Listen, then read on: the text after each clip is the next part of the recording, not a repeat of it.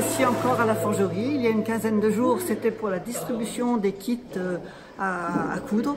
Nous avions confectionné des carrés de 20 cm, des élastiques, et tous les volontaires étaient venus chercher leur kit à coudre. Nous terminons aujourd'hui avec les derniers une centaine de masques à faire. Le pari a été tenu, 7000 masques auront été cousus, et je tiens à transmettre un grand bravo et des félicitations à tous ces bénévoles qui nous ont donné la main.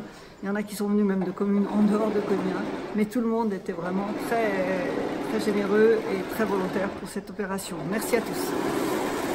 Et puis effectivement, conformément à nos engagements, eh bien, en ce dimanche 10 mai, tous les foyers de la commune auront reçu leur masque. C'était l'engagement que nous avions pris avant le 11 mai, donc avant même la date, à ce jour, tous les cogneros, des cogneros leur masque. Donc vraiment, on est très fiers et surtout c'est un grand bonheur aussi d'avoir vu cet élan de solidarité depuis plusieurs jours.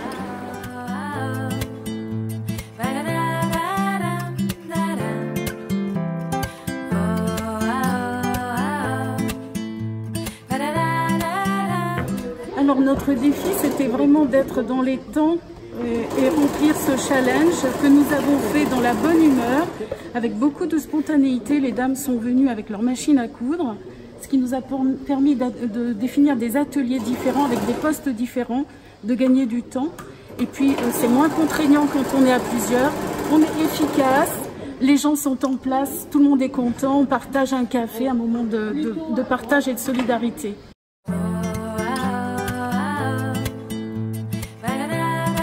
Alors, cette distribution s'est passée de la manière suivante. Nous avons pu nous appuyer sur 40 distributeurs qui préalablement avaient identifié les foyers qui avaient besoin d'un masque parce qu'il s'agissait d'une personne isolée et les familles qui avaient besoin de 2 masques. Sur cette base-là, nous avions préparé des kits que nous leur avons remis progressivement jeudi, vendredi et hier, et on peut affirmer que ce soir, dimanche, l'ensemble des foyers ont été servis avec 1 ou 2 masques.